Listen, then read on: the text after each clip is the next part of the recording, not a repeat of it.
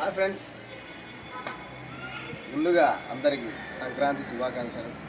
Today video వచ్చేసి కరసంలో back end అంటే back నుంచి స్టిక్ రొటేషన్ ఎలా చేయాలి, నెక్స్ట్ బ్యాక్ నుండి స్టిక్ రొటేషన్ చేస్తూ మళ్ళీ స్టిక్ని కొన్ని ట్రిక్స్ యూజ్ చేసేసి ప్రీవియస్ పొజిషన్ అయిన మన రొటేషన్ పొజిషన్లోకి ఎలా తీసుకోవాలి అన్న ట్రూ ట్రిక్స్ని ఈరోజు మనం షేర్ చేసుకుందాం ఈ వీడియోలో. లేట్ చేయకుండా వీడియో స్టార్ట్ చేద్దాం. అయితే టుడే కరసాంలో బ్యాక్ టు ఫ్రంట్ చేసినాం అయితే ప్రీవియస్ వీడియోస్లో. అయితే ఇప్పుడు మనం ప్రజెంట్ చేస్తున్నది ఏంటంటే ఓన్లీ బ్యాక్ సైడ్, అది కూడా లెఫ్ట్ అండ్ రైట్ వస్తుంది అనమాట. ఈ ట్రిక్ని మనం ప్రీవియస్గా ఎప్పుడు ఏ వీడియోలో డిస్కస్ చేయలేదు. అయితే ప్రీవియస్ వీడియోలో డిస్కస్ చేసింది వచ్చేసి ఓన్లీ ఫ్రంట్ అండ్ బ్యాక్. కానీ ఈ ట్రిక్ చూడండి, ఈ ట్రిక్లో వచ్చిన డిఫరెన్స్ ఏంటంటే స్టిక్ని బ్యాక్ ఎండ్ మాత్రమే లెఫ్ట్ అండ్ రైట్ హ్యాండ్స్తో మనం రొటేషన్ చేస్తాం.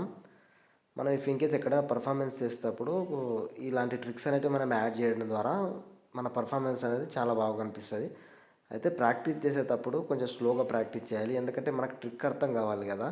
సో ప్రాక్టీస్ చేసేటప్పుడు చూసుకొని చేయాలి. మనం ప్రీవియస్ చేసిన వీడియోలో ప్రకారం ఫ్రంట్ అండ్ బ్యాక్ ఎలాగ చేస్తామో అలాగే చేస్తూ ఏమంటే ఈ ట్రిక్లో ఏం చేస్తామంటే స్టిక్ని ఫ్రంట్కి తీసుకురాకోకుండా ఓన్లీ బ్యాక్ మాత్రమే రొటేషన్ చేస్తాం. బ్యాక్ తీసుకునే పొజిషన్లో రైట్ హ్యాండ్ నుంచి లెఫ్ట్ హ్యాండ్కి మన స్టిక్ని పాస్ చేసుకుంటాం. సేమ్ ప్రీవియస్గా చేసుకున్న ట్రిక్ మాదిరి ఉంటుంది, కానీ మనం స్టిక్ని అనేది ఫ్రంట్కి తీసుకోవాలి. ఓన్లీ బ్యాక్గ్రౌండ్లో మాత్రమే, అంటే మనకి బ్యాక్లో మాత్రమే స్టిక్ కట్ అనేది రొటేషన్ అవుతూ ఉంటుంది. అది కూడా లెఫ్ట్ నుంచి రైట్కి, రైట్ నుంచి లెఫ్ట్కి చేంజ్ అవుతుంటుంది. ఇప్పుడు చూస్తున్నా కదా, ఆ పొజిషన్ ప్రకారం మన హ్యాండ్ అనేది ప్లేస్ చేస్తాం. ఎందుకంటే ఆ స్టిక్ అనేది ఫుల్ సర్కిల్ రొటేషన్లో మూమెంట్ ఇవ్వాలి కాబట్టి మన హ్యాండ్ని ఖచ్చితంగా మనం ఫోల్డ్ చేయాల్సి వస్తుంది. అయితే ఇలా ప్రాక్టీస్ చేస్తూ ఉన్నప్పుడు ఇప్పుడు మన ఫింగర్స్ పొజిషన్ చూసుకుంటే ఈ 4 ఫింగర్స్ అనేటివి స్టిక్కి అనేటివి టచ్ అవ్వవు. ఎందుకంటే మనం తీసుకునే రొటేషన్ ఎలా ఉంటుందంటే ఓన్లీ బ్యాక్ సైడ్ కాబట్టి ఓన్లీ మన థంబ్ ఫింగర్ మీదనే ప్రెషర్ పడుతుంది.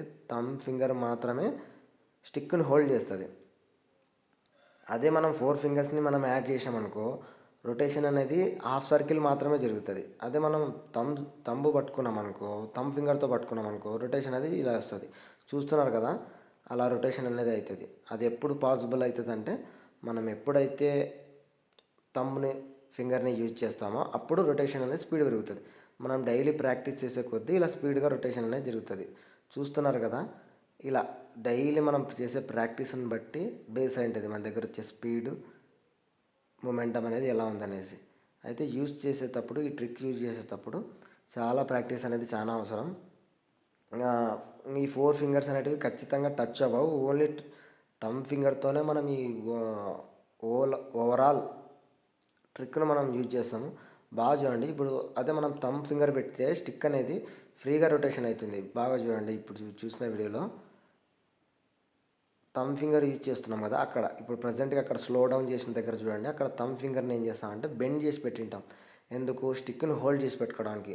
సింగిల్ ఫింగర్ అయినందుకు మనకు రొటేషన్ చేయడానికి ఈజీ అవుతుంది. అదే మనం 4 ఫింగర్స్ని మనం అటాచ్ చేసి ఉంటే అంత డ్యూరబుల్గా ఫింగర్ అనేది తిరగదు. ఓన్లీ సింగిల్ ఫింగర్ మీద మనం పవర్ ఇస్తున్నందుకు అది రొటేషన్ అనేది చూస్తారు కదా. ఇప్పుడు అలా స్టిక్ బాగా గమనించండి. అయితే మనం డైలీ ప్రాక్టీస్ చేసే విషయంలో మెయిన్ థింగ్ వచ్చేసి ప్రతి ఒక్కరు చెప్పేది ఏంటంటే రైట్ హ్యాండ్తోనే స్టిక్ ప్రాక్టీస్ చేస్తారు, రైట్ హ్యాండ్తోనే స్టిక్ బాగా తిప్పగలుగుతారు.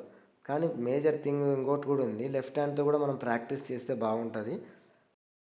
ఎగ్జాంపుల్ చూసుకుందాం, ఓన్లీ రైట్ హ్యాండ్తో మనం ప్రాక్టీస్ చేస్తే దానికి రైట్ హ్యాండ్కి స్ట్రెస్తో పాటు మూమెంటం కూడా బ్రేక్ అవుతుంది. అంటే స్టిక్ని మనము సింగిల్ హ్యాండ్తో తిప్పడం ద్వారా మూమెంట్ అనేది వేస్ట్ అయిపోతుంది. ఇప్పుడు ఎగ్జాంపుల్కి చూద్దాము, సింగిల్ హ్యాండ్తో తిప్పుతున్నాము, అది ఎంతున్నా కానీ సింగిల్ పొజిషన్లో 1 సిచ్యువేషన్స్లో మాత్రమే యూజ్ చేస్తాం, వాటి పొజిషన్ మారదు.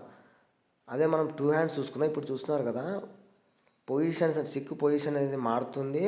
స్టిక్ యొక్క మూమెంటం కూడా మనం పెంచవచ్చు 2 హ్యాండ్స్ యూజ్ చేసి. అదే మనం సింగిల్ హ్యాండ్ యూజ్ చేసినాం అనుకో అంత మూమెంటం కానీ అంత స్పీడ్ కానీ రాదు, పర్ఫెక్ట్గా అయితే కొట్టలేము. అయితే ఇంకా డైలీ ప్రాక్టీస్ చేయండి. ఇలాంటి మోర్ వీడియోస్ కోసం ఖచ్చితంగా ఈ ఛానల్ సబ్స్క్రైబ్ చేయండి. నాకు తెలిసిన ట్రిక్స్ అన్నీ నేను మీకు చెప్తూనే ఉంటాను. ఇంకొకసారి చూడండి, ఫ్రంట్ వ్యూ చూసినారు కదా, ఇప్పుడు బ్యాక్ వ్యూ చూడండి.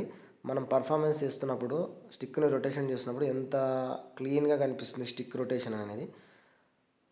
ఏమంటే మనం అక్కడ బ్యాక్ సైడ్ ఏం యూజ్ చేస్తామంటే థంబ్ ఫింగర్ యూజ్ చేస్తాం. కానీ కనిపించే వాళ్ళకి, చూసే వాళ్ళకి ఎట్లా అనిపిస్తుంది అంటే ఫుల్ ఫింగర్స్ ప్లేస్ చేసుకొని అనిపిస్తుంది. కానీ చూడండి, బాగా చూడండి, మన థంబ్ ఫింగర్ మీద ప్రెషర్ పెట్టేసి దాన్ని ఈ పొజిషన్లో తిప్పేసుకుంటాం.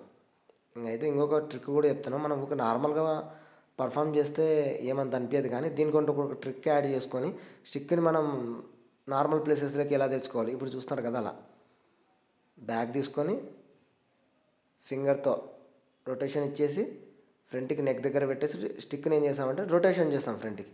ఇలా ట్రిక్ అప్లై చేస్తే మన పర్ఫార్మెన్స్ అనేది నీట్గా ఉంటుంది. ఇంకా డైలీ మనం ప్రాక్టీస్ చేసే కొద్దీ ఆటోమేటిక్గా స్పీడ్ అనేది ఇంప్రూవ్మెంట్ అవుతుంది. స్పీడ్ ఇంప్రూవ్మెంట్ అయితే ఆటోమేటిక్గా మొమెంటం పెరుగుతుంది. మన స్టిక్ అనేది మన హ్యాండ్ నుంచి కింద పడిపోవడం జరగదు. ఇది ఈరోజు వీడియో. సబ్స్క్రైబ్ చేసుకోండి ఎవరన్నా ఛానల్ సబ్స్క్రైబ్ చేసుకోకుంటే. And bye.